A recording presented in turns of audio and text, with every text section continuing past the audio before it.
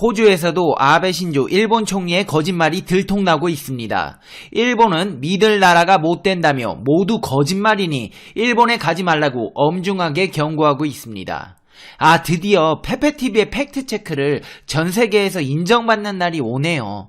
여러분, 진짜로 일본 방사능 발표는 일본 사람들도 안 믿어요. 진짜예요. 지금 보시는 것처럼 뉴스에서 보면 아베는 거짓말쟁이라고 아예 대놓고 인터뷰한 영상도 있습니다. 일본인들도 안 믿는 일본 정부를 믿고 일본 여행 가시는 분들, 페페TV에는 안 계시죠? 네, 안 계실 거예요. 오늘 이 시간에는 호주 지식인들도 일본의 방사능 수치가 사실이 아니라고 엄중히 경고한다는 소식과 현대자동차가 일본의 도요타를 꺾고 수소차 전세계 1위에 등극했다는 대한민국의 위대한 산업 역군들의 희소식까지 팩트 맛집 팩트 폭격기 페페TV에서 팩트로 제대로 알려드리겠습니다. 당신이 구독해야 할 단 하나의 채널, 페페TV 팩트 체크. 일본이 공식적으로 발표하는 방사능 정보를 믿지 마라.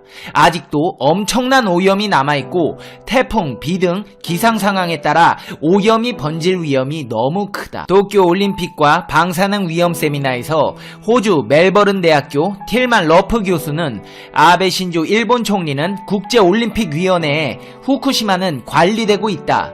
도쿄에는 해가 없다고 했는데 이 발언들은 모두 새빨간 거짓말이라고 주장했습니다. 틸만 러프 교수는 지금까지 나온 증거로 보면 제염 작업은 방사능 노출을 거의 줄이지 못했다고 덧붙였습니다. 한마디로 제염한다고 하고 제초 작업했다는 후쿠시마 원전 제염 작업자 말과 같이 눈 가리고 아웅한다는 겁니다. 이 러프 틸만 교수님은 1985년 노벨 평화상을 수상한 핵전쟁 방지 국제의사회의 공동 대표이자 2017년 노벨 평화상을 받은 핵무기 폐지 공동행동의 창립자입니다. 한마디로 이 분야 권위자이자 지식인이라는 겁니다.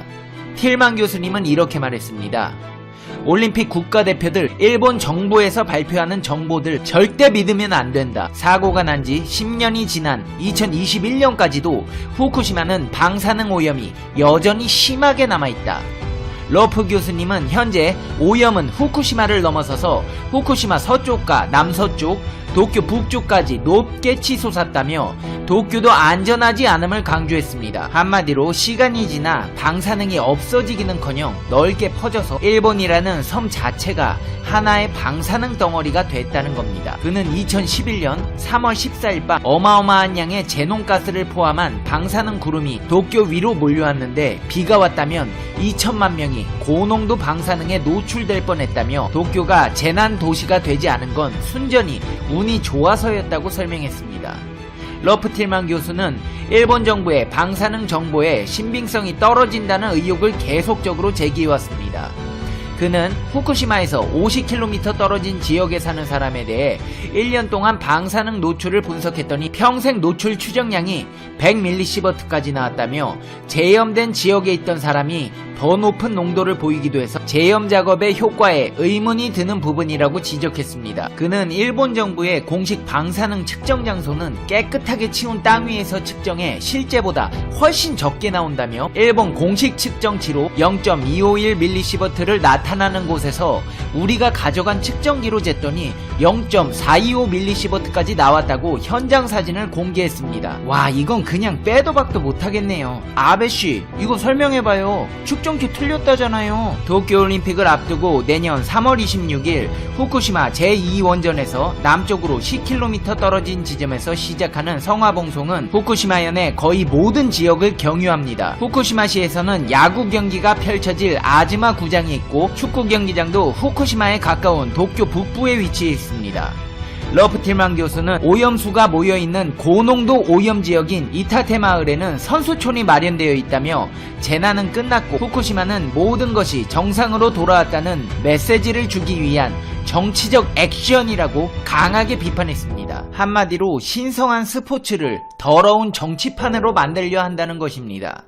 그는 도쿄올림픽이 열린다 한들 올림픽 기간 중에 혹시라도 방사능이 퍼지는 사고가 발생하면 대응이 적절할까? 선수들뿐만 아니라 선수 가족들, 특히 임산부나 아이가 있는 가족들도 이 문제를 분명히 알아야 한다, 이렇게 강조했습니다. 그는 후쿠시마는 정상이라는 거짓말을 하기 위해 일본이 올림픽을 이용하는데 반대하는 움직임이 독일에서 일고 있다며, 모든 나라의 올림픽 국가대표 선수들은 가능한 모든 위험에 대해 알아야 하고 일본의 데이터를 믿지 말고 따로 전문가를 접촉해서 알아봐야 한다고 강조했습니다. 이거 진짜 심각한 문제입니다. 페페TV가 몇 달 전부터 강조했는데 나아진 게 하나도 없습니다. 아니, 우리 시청자 여러분이 안 가시겠지만 손흥민 선수 같은 올림픽 선수들 진짜 어떡하나요? 페페TV 또 오버한다, 그 정도는 아니야. 그래서 여기 일본 현지 주민의 발언을 입수해왔습니다. 딸은 코피를 쏟고 아버지는 심근경색을 반복하고 후쿠시마시 현지 방사능 농도 최고치가 사고 전에 600배였다고 발언하는 현지 주민의 발언이 있었습니다. 후쿠시마 원자력 발전소에서 북서쪽으로 60km 정도 떨어진 후쿠시마시에 살던 가토린 씨는 후쿠시마 사고 당시의 상황을 전했습니다. 그는 일본 정부는 대피 대상을 50km 떨어진 지역까지로 정했지만 사고 직후부터 복통 없이 설사만 계속 나오고 아이들이 방사능에 더 취약하다고 해서 딸과 함께 300km 이상 떨어진 오사카구로 이주했다고 말했습니다. 가토 씨는 푸른 멍이 계속 생겼고 그해 겨울엔 앞니가 흔들리고 어금니가 빠졌다며, 딸은 멈추지 않고 코피를 한참 쏟았는데 비슷한 시기에 이주한 다른 집 아이들도 마찬가지였다고 증언했습니다. 전문가도 정부도 안전하다고 하는데 왜 피난을 가느냐고 이주를 반대하던 가토 씨의 아버지는 후쿠시마에 계속 남았습니다. 그럼 이분 지금은 어떻게 돼 있을까요? 가토 씨는 원래 건강 체질이었던 아버지는 2015년 이후 반복적으로 심근경색을 일으키다가 지난해 2월 돌아가셨다며, 왜 우리는 아버지와 동생을 남기고 먼 곳으로 피난해야 했냐며 울먹였습니다. 심근경색은 방사능 노출 뒤 암과 유전질환 다음으로 많이 발생하는 병입니다. 가토 씨는 정부는 사죄는커녕 적절한 배상도 지원도 없다고 울분을 토했습니다. 후쿠시마에 살고 있는 가토 씨, 사정은 참 안 됐는데 아베는 그런 거 해줄 사람이 아니에요. 아베한테 배상이랑 지원을 바래요. 그러면 우리나라한테 그렇게 했겠어요? 상황이 이런데 일본 사람들은 아직도 정신 못 차리고 아베를 지지하고 있습니다. 이렇게 일본 사람들이 정신 못 차리고 있는 동안 대한민국의 수출력군들은 다시 한번 일본의 코를 납작하게 눌러줬습니다. 무슨 말이냐고요? 우리나라가 세계 수소 전기 자동차 1위 시장으로 급부상했습니다. 현대자동차도 토요타 등 일본 브랜드를 제치고 세계 수소차 판매량 1위를 달성했는데요. 한국자동차협회에 따르면 올해 1월부터 10월까지 수소차 국내 누적 판매량은 3,200여 대로 나타났습니다. 이는 지난해 같은 기간과 비교해 무려 622% 증가한 수치입니다. 우리나라에 이어 미국과 일본이 뒤를 잇고 있습니다. 한국의 세계시장 점유율은 54.2%, 미국은 29.4%로 세계 수소차 시장을 주도하는 모습입니다. 업체별로 살펴보자면 현대차의 올해 1월부터 10월까지 내수, 수출을 합한 수소차 누적 판매량은 3,660여 대로 세계 1위를 차지했습니다. 이는 지난해 같은 기간과 비교해 무려 576% 넘게 오른 것입니다. 같은 기간 도요타의 판매량은 2,170여 대, 혼다는 280여 대를 판매하는 것에 그쳤습니다. 불과 1년 새 현대차가 도요타 등 일본 브랜드의 판매량을 앞지르고 세계 1위에 올라섰습니다. 이렇게 수소차 시장을 선도하는 소식까지 알려드렸습니다. 이제 페페TV의 결론 듣겠습니다. Conclusion. 페페TV. 이제 전 세계인들이 모두 페페TV를 시청하시나봐요. 호주의 틸만 교수님도 페페TV 보고 발표회 준비하셨나? 제가 과거에 주장하던 영상들과 아주 의견이 일치하네요. 아베 신조는 숨쉬는 거 빼고 일단 거짓말로 의심해 봐야 됩니다. 자국민도 속이는데 전 세계인들 상대로는 거짓말 못하겠어요? 아베 신조 씨, 이제 올림픽도 얼마 안 남았네요. 지금 이렇게 전 세계 지식인들이 아베 씨 거짓말 하지 말라고 들고 일어나고 있는데 그거 잘 치를 수 있을까요?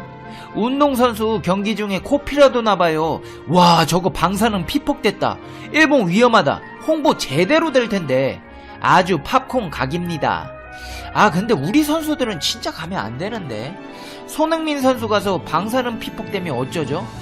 아베씨, 그냥 이참에 취소하세요. 페페TV 시청자 여러분, 페페TV는 여러분의 생각이 궁금합니다. 댓글로 여러분의 생각을 남겨주세요. 한 달 동안 정지당하고 복귀했는데 시청해주시는 여러분 정말 진심으로 감사합니다. 항상 집안에 평안이 가득하시고 행복하시고 즐거운 날들이 되시길 페페TV가 응원하겠습니다. 날 추우니 따뜻하게 입고 다니시고요. 그래도 유니클로 히트텍은 입으시면 안 돼요. 다음 영상에서 봬요. 안녕.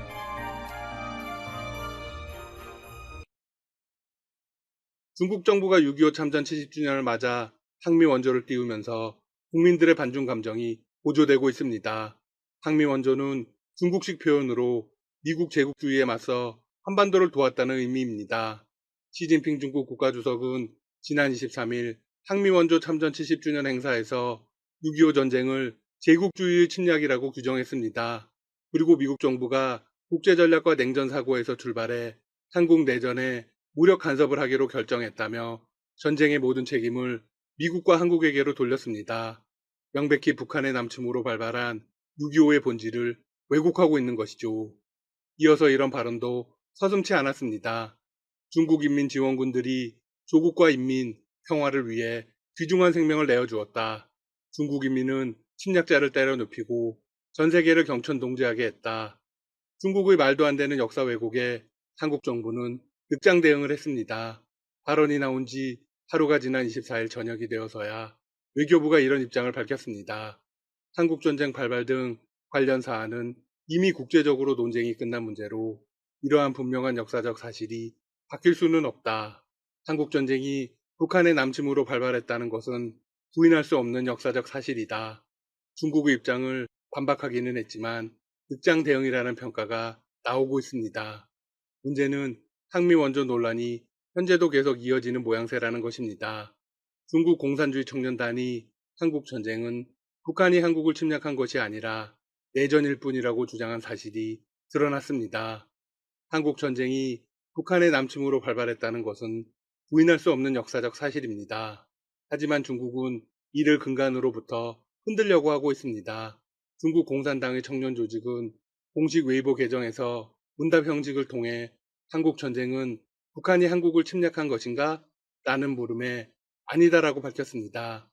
공산주의 청년단은 당시 북한과 한국은 서로 한반도 전체에 대한 주권이 있었다고 주장했다. 이는 한 국가의 내전이라고 말했습니다. 이 역시도 틀렸습니다. 당시 두 나라는 독립된 국가였습니다. 두 나라 모두 그 사실을 잘 인지하고 있었죠. 이들은 한국과 북한 쌍방 간의 군사적 마찰이 빈번하게 발생했으며 이후 한국전쟁이 발발했다고 설명했습니다. 논란이 더욱 커진 건 한국에서 활동하는 중국 출신 연예인들 때문입니다. FX 빅토리아, 엑소레이, 프리스틴 출신 주결경 등 K-팝 아이돌 출신 중국인 연예인들이 항미 원조를 기념하는 글을 중국 소셜미디어에 일제히 올렸습니다. 이에 여론의 강한 문매를 막고 있습니다. 이를 비판하는 청와대 국민청원이 올라와 불과 하루 만에 2만 명 이상의 동의를 얻었습니다. 해당 청원인은 이렇게 강조했습니다. 한국에서 데뷔해 세계적으로 인지도를 쌓은 중국 연예인들이 중국 SNS 웨이보에 관련 선동물을 업로드하며 같은 중국인들, 한국 역사에 대해 잘 모르는 전 세계인들을 상대로 선동에 힘을 싣고 있다. 그들이 파렴치한 중국의 역사 왜곡에 동조한 뒤 뻔뻔하게 한국 활동을 할 수 없도록 제출이 힘들다면 한국 활동에 강력한 제재를 걸어달라. 이른바 한국 연예계에서 활동을 못하게 해달라는 것입니다. 한국 정부는 조용하지만 여론은 분노로 불타오르고 있습니다. 이와 관련해서 한 전문가는 라디오 방송에 출연해서 이렇게 언급했습니다. 중국의 민족주의 혹은 애국주의 교육이 아주 강력한 힘을 발휘하고 있다고 생각된다. 결국 이들이 중국으로 돌아가서 중국 대중에게 평가를 받아야 하는 상황에서 중국의 대중들과 다른 목소리를 내기는 굉장히 어려울 것이다. 언뜻 이들을 옹호하는 것처럼 보입니다. 하지만 뒤에 핵심이 있습니다. 한국 대중들 입장에서는 이 부분에 대해서 우리의 목소리를 분명히 내고 또 잘못된 부분에 대해서 정정을 요구하는 그런 필요는 있어 보인다. 이대로 넘어갈 수 없는 문제라는 것입니다.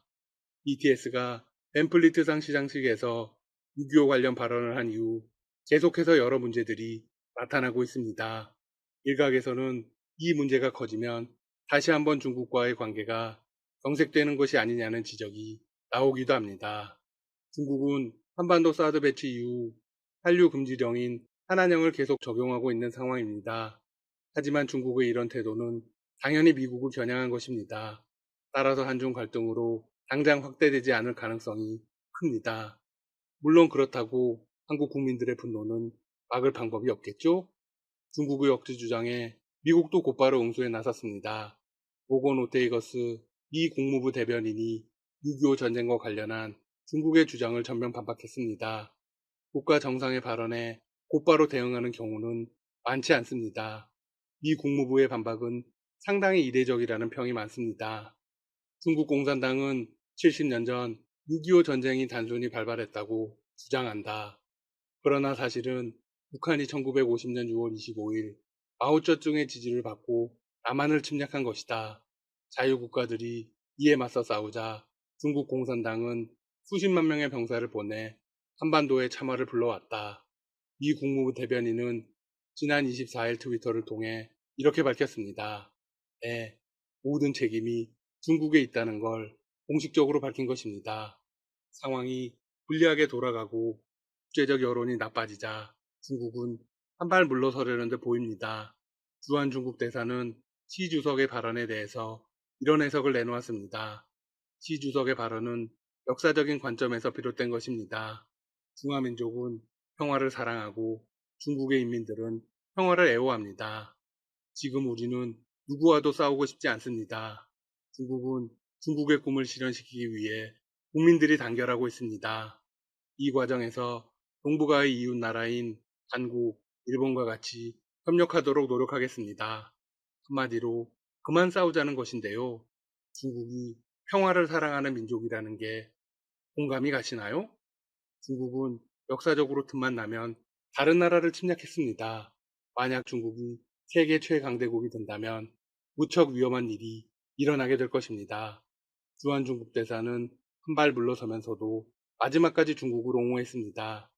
미국 정부는 국제 전략과 냉전 사고를 바탕으로 한국 내전에 무력 간섭을 했습니다. 제국주의 침략자인 전쟁의 불꽃이 새로운 중화인민공화국의 진문 앞까지 다가왔었죠. 결국 중국은 자신들을 지키기 위해서 전쟁에 참가했다는 겁니다. 참 끝까지 뻔뻔하네요. 중국에 대한 우리 정부의 입장은 무엇일까요? 앞서 정부가 뜨뜻미지근한 반응을 보였다고 말씀드렸죠. 외교와 안보라인 장관들의 입장은 지난 26일 국정감사에서 처음 나왔습니다. 우선 강경화 외교부 장관은 지난 26일 국회 외교통일위원회가 주관한 종합감사에 출석해 한국 전쟁에 대해서는 북한의 남침으로 발발됐다고 국제적으로 논쟁이 끝난 문제라고 밝혔습니다. 이어서 외교부는 입장 발표 등을 통해 필요한 조치를 취하고 있다며 시 주석의 주장을 반박했습니다. 외교부가 그동안 반박 입장을 내놓지 않은 데에 대해서도 질문이 있었습니다. 외교부는 재반 사항을 고려했을 때 원칙적 입장만 표명하는 것이 좋겠다고 판단했다고 밝혔습니다. 이에 중국 눈치 보기라는 지적이 나왔죠. 주한 중국 대사관 관계자 조치 등 적극적인 유감 표명이 필요한 것이 아니냐는 주장도 서욱 국방부 장관 역시 6.25 전쟁은 명백한 남침이고 스탈린과 마오쩌둥의 사주를 받아 북한이 남침한 것이라고 강조했습니다.